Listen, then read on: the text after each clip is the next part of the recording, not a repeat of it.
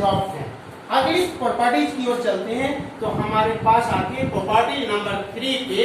तो 3 नंबर पर हम चलते हैं, वह चलते हैं डक्टिलिटी की ओर। यहां भी एक नोट कर दें, सुपर मेलिएबल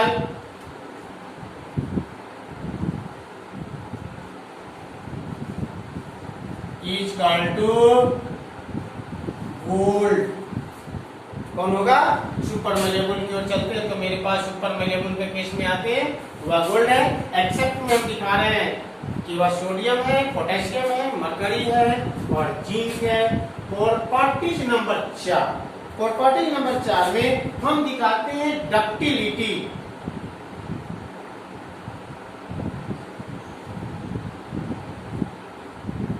डक्टिलिटी डक्टिलिटी के एरिया में भी जैसे अभी दिखा रहे हैं, सुपर मेलिएबल हमारे पास गोल्ड है, सुपर डक्टाइल भी मेरे पास गोल्ड है। क्यों? क्योंकि सुपर का डक्टाइल काउंट करने के पीछे है कि पर gram gold 2000 metre wire convert करेगा। इसका मतलब उतने वायर कन्वर्ट करने के लिए, 3 वायर कन्वर्ट करने के लिए हमारे यहाँ यदि हम सिल्वर का यूज करते हैं तो 100 ग्राम यूज करते हैं। कितने ग्राम? 100 ग्राम। तो डक्टिलिटी में करते हैं कि metals are ductile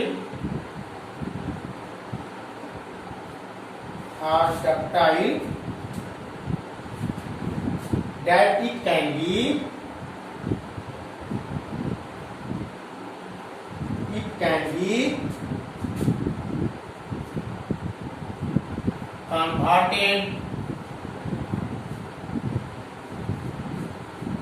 converted into wire,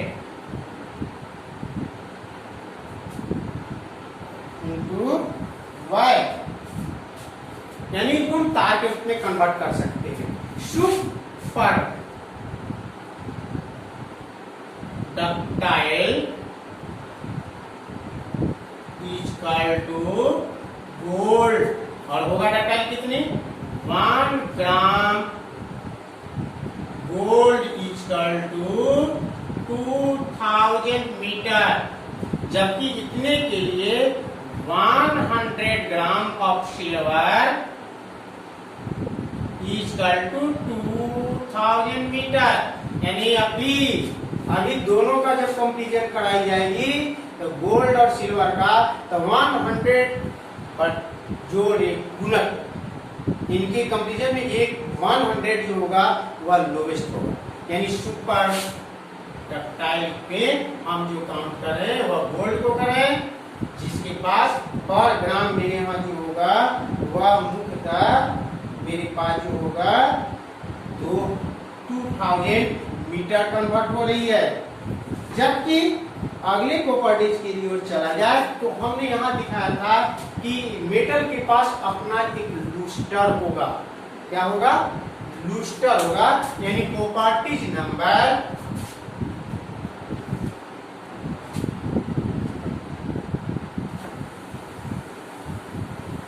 5 पे चलेंगे तो 5 में प्रॉपर्टी जो आ रही है वह है लूस्टर। कौन सा है?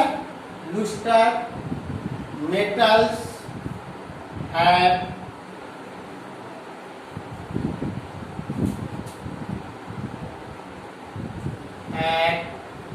metallic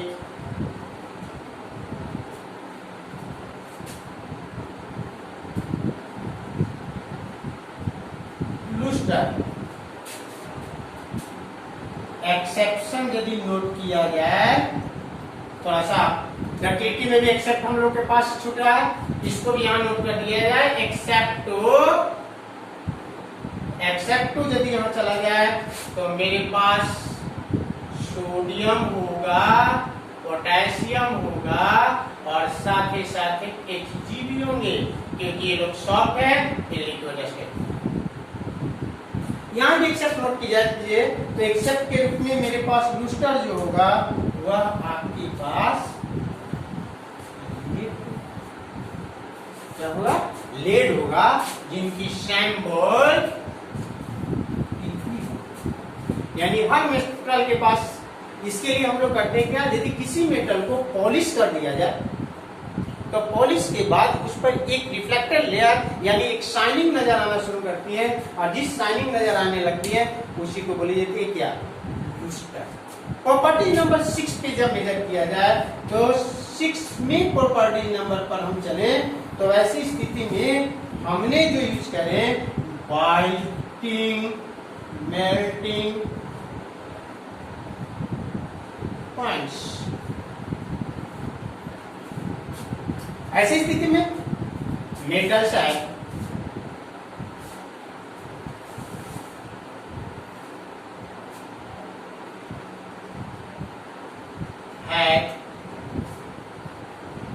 हाई मेल्टिंग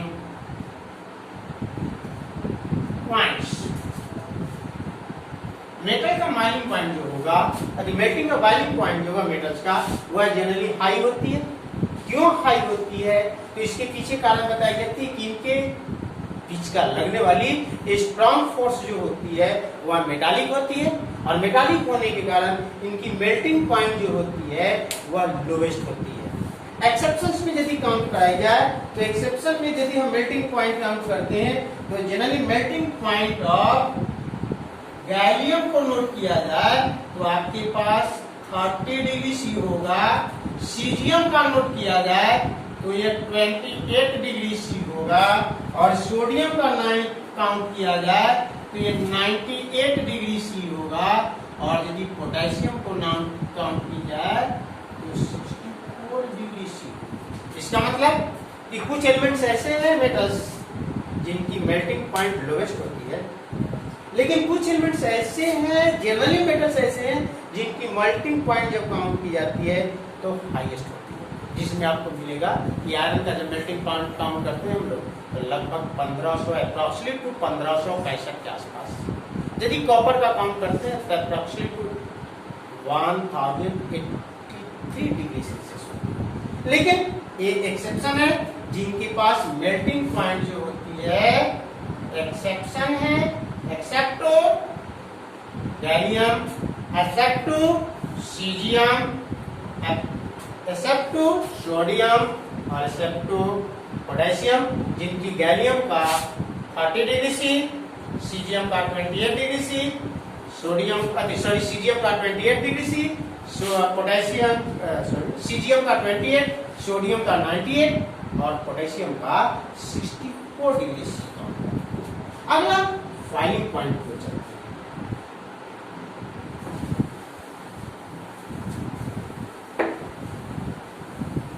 अगला प्रॉपर्टी जो काउंट होगा यानी प्रॉपर्टी नेम शेडिंग, वह काउंट करते हैं filing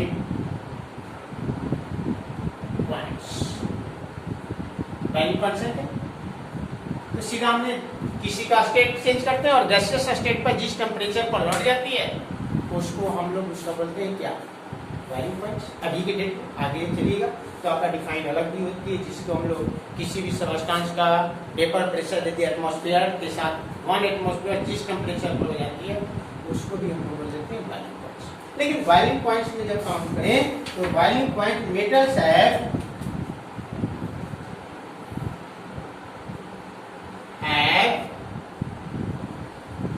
high boiling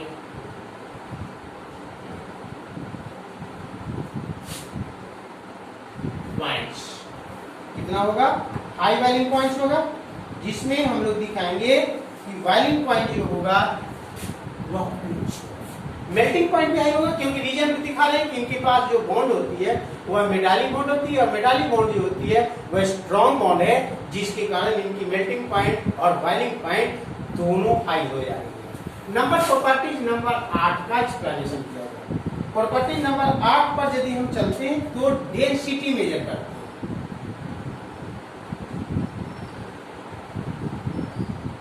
density notation आपको कहीं क्लास में आपको मिला है, किसी ने डेंसिटी का नोटेशन डी कर रहा था तो किसी ने बताया कि वो भी होती है, लेकिन आपने कहा कि डेंसिटी का नोटेशन हम लोग ई करते हैं, जिसकी यूनिट आपके पास मिला है ग्राम पर सेंटीमीटर क्यूब या किलोग्राम पर मीटर क्यूब, यानी यूनिट वॉल्यूम में किसी भी सबस्टांस का जितना मास ऑब्जर्व होती है वह उसकी डेंसिटी कहलाती है। क्या कहलाती है? डेंसिटी कहलाती है। और ऐसी स्थिति में यदि डेंसिटी मेजर किया जाए तो मेटल्स हैव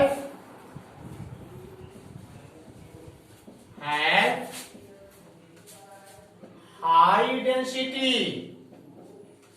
रीजन जो है वो क्या होगा? हाई डेंसिटी होने के कारण ये लोग जो होंगे वह हार्ड होगा। क्या होगा? हार्ड होगा।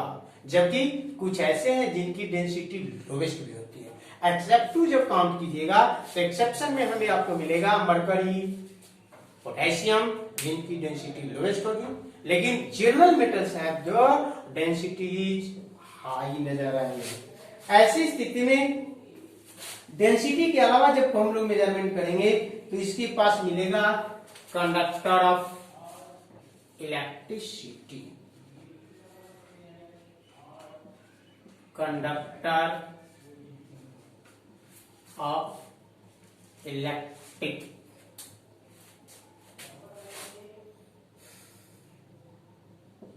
Conductor of electric. यदि इस पे कंडक्टर की बात कराई जाए तो पहले भी बोला कि मेटल, हर मेटल इलेक्ट्रिक कंडक्टर होगा। और किसी को भी कंडक्टर होने के लिए दो चीज कंडीशन हमने बताया है कि कोई भी मेटल्स यदि कंडक्टर बनती है तो उसके पास आयन फ्री होना चाहिए, चाहे तो इलेक्ट्रॉन फ्री होनी चाहिए। जिसमें हमने जब ऑफलाइन क्लास में थे तो हमें मिला था कि हर मेटल कंडक्टर है, हर नॉन मेटल इंसुलेटर है। लेकिन यदि किसी एलोट्रॉप्स की बात करते हैं, एलोट्रॉप्स की, तो कार्बन का इलेक्ट्रॉप्स हमारे पास दो को मिला है, एक डायमंड है, एक ग्रेफाइट है। डायमंड जो होती है वह नॉन कंडक्टर है, ग्रेफाइट जो है वह कंडक्टर है। फिर एक ही एलिमेंट्स का दोनों इलेक्ट्रॉप्स है, दोनों का नेचर इलेक्ट्रिक्स में अलग अलग है। इसके पीछे बताया गया था कि दोनों का स्ट्रक्चर जो होती है वह डिफरेंट होती है। स्ट्रक्चर में दिखाया गया कि ग्रेफाइट का स्ट्रक्चर टेट्राहेड्रल होती है और टेट्राहेड्रल में एवरी कार्बन एटम 4 कार्बन को पैक करती है। नतीजा उसके वैलेंस ऑर्बिट का टोटल इलेक्ट्रॉन बॉन्डिंग एरिया में भाग लेती है। जबकि ग्रेफाइट्स का स्ट्रक्चर हेक्सागोनल होती है, जिसकी हेक्सागोनल स्ट्रक्चर जब देखा जाएगा तो हेक्सागोनल स्ट्रक्चर इस तरह का दिखाता है, जबकि टेट्राहेड्रल स्ट्रक्चर जब देखा जाएगा डायमंड का तो इस तरह दिखाई जाती है। और ऐसी स्थिति में कार्बन का वैलेंस इलेक्ट्रॉन 4 है, इनके चारों इलेक्ट्रॉन बॉन्डिंग एरिया में चले जाते हैं, जबकि इनके स्ट्रक्चर में एक कार्बन एक ही 3 ही कार्बन को पैक करती है, जिसके कारण पर एटम्स एक इलेक्ट्रॉन फ्री हो जाती है, जिसके कारण ये कंडक्टर ऑफ इलेक्ट्रिसिटी हो जाते हैं, जबकि ये नॉन कंडक्टर ऑफ इलेक्ट्रिसिटी हो जाते हैं। जबकि टोटल मेटल जो होते हैं कंडक्टर ऑफ इलेक्ट्रिसिटी है। इसके पीछे रीजन है कि जिस समय मेटालिक बॉन्ड बनती है उस समय मेटालिक बॉन्ड बनने के टाइम में मेटल के पास फ्री इलेक्ट्रॉन होते हैं, जिसके कारण वो कंडक्टर ऑफ इलेक्ट्रिसिटी होती है। Metals are good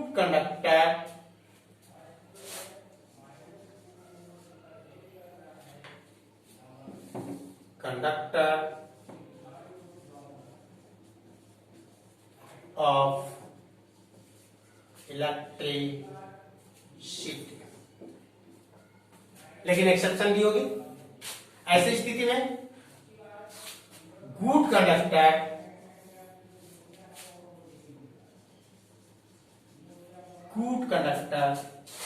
is equal to silver,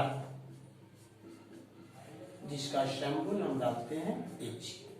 एक गुड कंडक्टर ऑफ इलेक्ट्रिसिटी में जब काम की जाती है तो सिल्वर में काम करने एक्सेप्शन टू एक्सेप्ट तो भी नोट करना ही पड़ेगा, क्योंकि आपका एक्सेप्ट केमिस्ट्री कभी नहीं छोड़ता है। तो एक्सेप्ट टू लेड। Sec2 हम किसको दे रहे हैं? लेड को दे रहे हैं। लेड जो है वह इंसुलेटर की तरह काम करती है, लेकिन टोटल जनरल मेटल्स मेरे पास कंडक्टर ऑफ इलेक्ट्रिसिटी होगा। प्रॉपर्टीज नंबर 10, प्रॉपर्टीज नंबर 10 पे हम चलते हैं, तो कंडक्टर ऑफ हीट मेजर करते हैं। कंडक्टर ऑफ हीट, यहां इस बात को हमेशा इकरार रखना है, याद रखना है कि मेटल का कंडक्टर होने का पीछे कारण है इलेक्ट्रॉन फ्री होना, अन्यथा इनके पास इलेक्ट्रॉन फ्री नहीं होती, एक conductor of heat, conductor of electricity नहीं होते। और इसके लिए बताइएगा कि यदि कंडक्टर है तो इनके पास मेटल का बॉन्डिंग जो है वह मेटालिक बॉन्ड है, और मेटालिक बॉन्ड बनने के कारण उनके पास इलेक्ट्रॉन फ्री होती है, जिसके कारण वे कंडक्टर होते हैं। ऐसी स्थिति में मेटल्स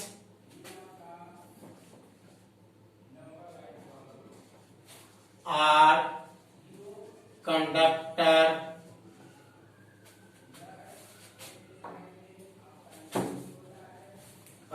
सीधा डालते गुड कंडक्टर ऑफ हीट। ये भी हीट का भी कंडक्टर होगा, क्योंकि पहले हमने बोला है कि मेटल शब्द जब यूज होती है तो मेटल शब्द ऐसा है जिसके कारण हर लेटर जो होती है उनकी प्रॉपर्टी एक्सप्लेनेशन करती है, जिसमें हमने बोला है कि मेटल्स मींस मेलेबल होगा। इसका अर्थ होगा कि हर एलिमेंट्स मेटल वही होगा जिनके पास कंडक्टर ऑफ इलेक्ट्रिसिटी होगा।